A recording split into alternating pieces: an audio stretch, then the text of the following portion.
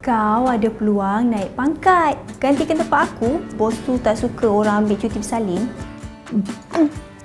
Anda berkemungkinan hamil. I'm raising your salary by 50% and all your travelling expenses paid for. Semua benefit yang bos cakap tu semuanya best. Semua saya nak. Baby ni pun saya nak juga.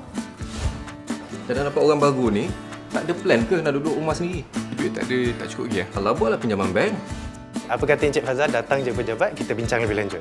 Boleh, saya boleh datang.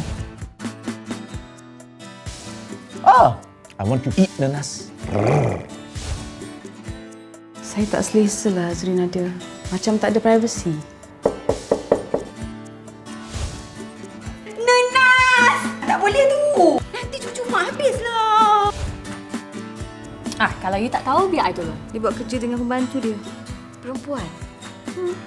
Linda hati-hati tau. Tengok-tengok sikit Faizal tu. Lain kali tak payah balik terus. Duduk kat office tu. Alah, semua lelaki sama je lah.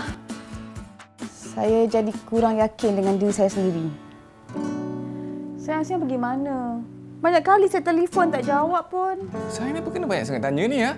Tu je, tak ada apa benda pun.